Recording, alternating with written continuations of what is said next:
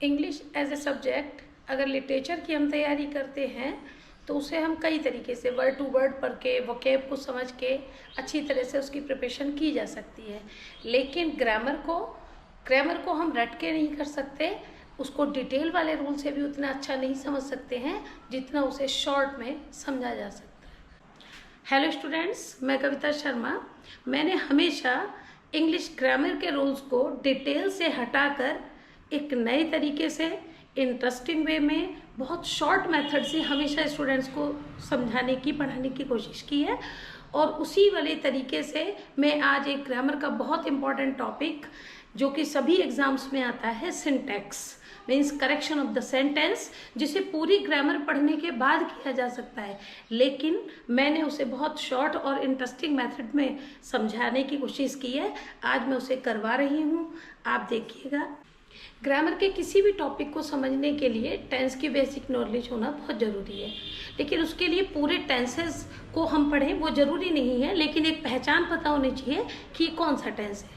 तो उसके लिए आपको अपने आप अलग से वर्ब की first, second, third ING form अलग तैयार करनी होगी और प्रेजेंट टेंस, पास्ट टेंस और फ्यूचर टेंस के बिल्कुल एक पहचान बनाने के लिए मैं ये लिख रही हूँ। आप इसे देखिएगा। जैसे प्रेजेंट टेंस है तो प्रेजेंट टेंस को आप केवल इस तरीके से समझ सकते हैं अगर उस सेंटेंस में वर्ब की फर्स्ट फॉर्म है, वर्ब में एस या ईएस है, डू या does, is, am, are, has and have, इनमें से कोई भी वर्ब दिखती है तो ये प्रेजेंट टेंस है। दूसरा पास्ट, अगर वर्ब की सेकंड फॉर्म है, डिड है, वॉज या वर, एंड लास्ट हैड, इनमें से कोई भी वर्ब आता है तो ये पास्ट टेंस है। एंड फ्यूचर, अगर शैल या विल, ये फ्यूचर टेंस है। तो इनमें से अगर कोई भी वर्ब दिखती है या उसको लगाना है तो हमको टेंसेस की एक पहचान होना जरूरी है। इसके लिए मैं पूरे टेंस वाला चार्ट अभी नहीं बता रही हूँ। इनमें शॉर्ट से कुछ चीज़ों को आप समझ लें, जैसे कि अगर कहीं V means verb, H V means helping verb, P plural, S singular,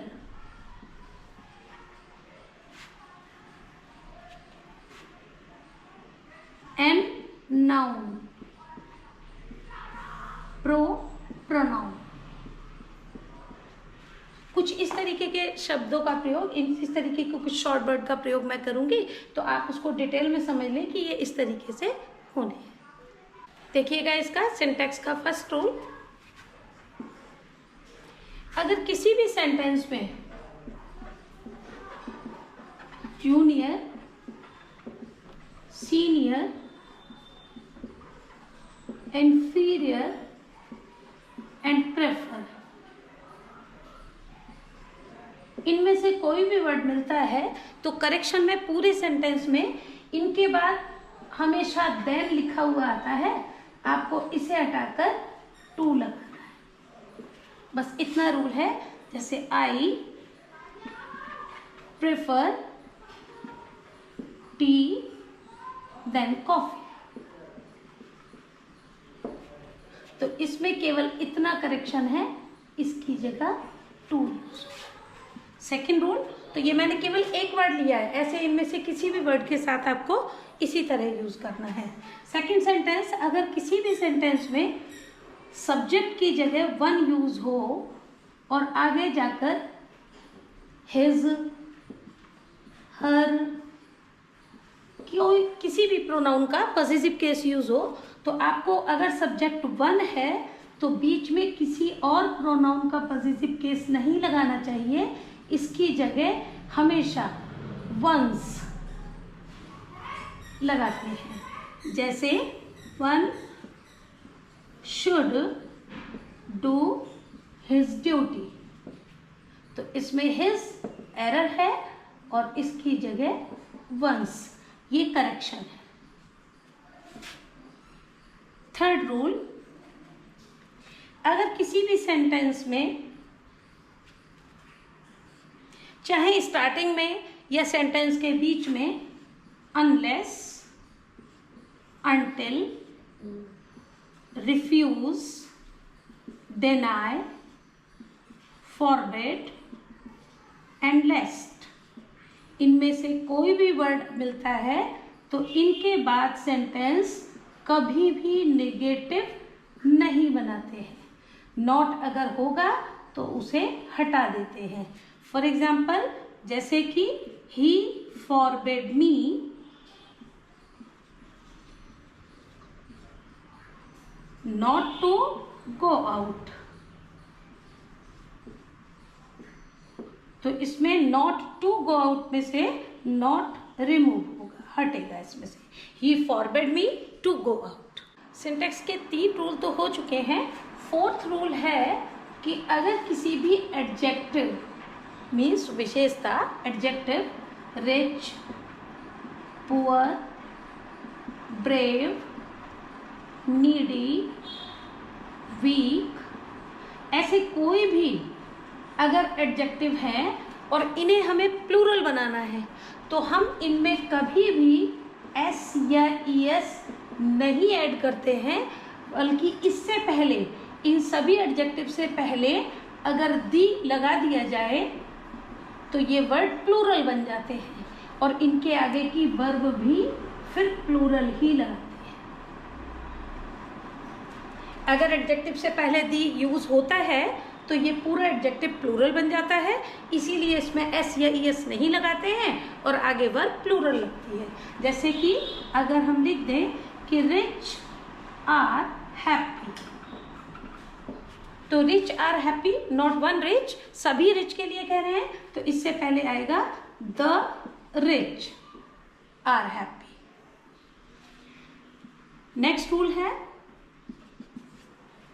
आज की क्लास का लास्ट रूल, उसके बाद में मैं फिर एक एक्सरसाइज के लिए आपको सेंटेंस देती हूँ। आप इन रूल से ही अपनी एक्सरसाइज से बहुत सारे सेंटेंस, क्योंकि मैं kiसी एक वर्ड का एग्जाम्पल दे रही हूँ, आप उन्हीं सबसे और भी रूल बना सकते हैं।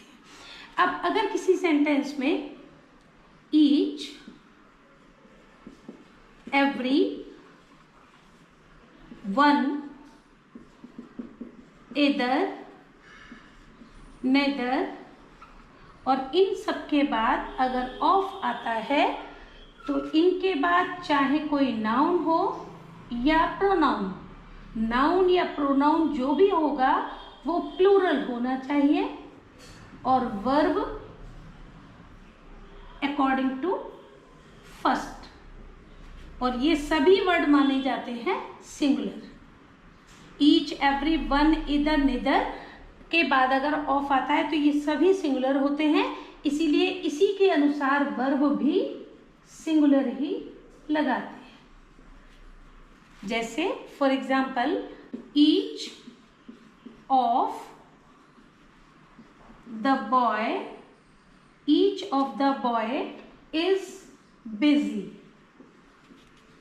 तो ईच ऑफ द बॉय में या तो यहां मिस्टेक हो सकता है इसमें, और या आगे वर्ब में मिस्टेक हो सकता है। तो वर्ब में तो नहीं है, वर्ब का कोई एरर पार्ट नहीं है इसमें नाउन सिंगुलर है, ये एरर है, तो इसकी जगह हम इसको बना देंगे बॉयज, तो ये सेंटेंस करेक्ट हो जाएगा। तो ये 5 रूल्स हैं सिंटैक्स के, और इन 5 रूल्स में केवल 5 सेंटेंस नहीं 50 सेंटेंस बन सकते हैं। तो मैं उनमें से कुछ 10 सेंटेंसेस आपको दूंगी, आप अपने आप करके देखें, या इन्हीं वर्ड से कनेक्टेड आपकी एक्सरसाइज में जो भी सेंटेंस हो आप करें, और अगर कोई क्वेश्चन है या आपको कुछ पूछना हो तो वो आप मुझे बता सकते हैं। ये आपकी प्रैक्टिस के लिए जो आपने रूल सीखे उनसे आप इसमें इन सेंटेंसेस में प्रैक्टिस करके देखिएगा। जो मैंने 5 रूल्स आपको सिंटैक्स के करवाए हैं, उन्हीं रूल्स को पढ़ने के बाद आप उसमें एक एक एग्जाम्पल भी है, अगर आप उसके बाद में चाहें तो ये कुछ 10 सेंटेंसेस मैंने लिखे हैं जो उन्हीं रूल पर बेस्ड हैं, जो ये प्रैक्टिस के लिए हैं।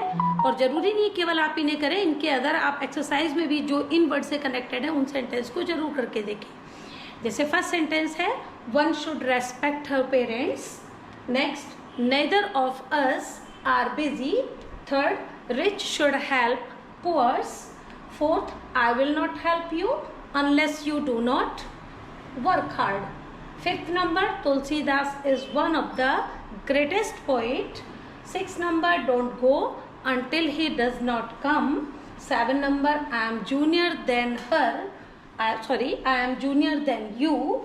8 number, either of the picture is worth seeing. 9 number, work hard lest you should not fail.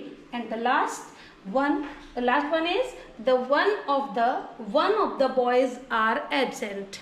तो इनमें आप इन सेंटेंस की प्रैक्टिस करें. अगर आपको इन रूल्स में, इन सेंटेंसेस में कहीं भी कोई प्रॉब्लम हो तो आप मुझे कमेंट में बता सकते हैं.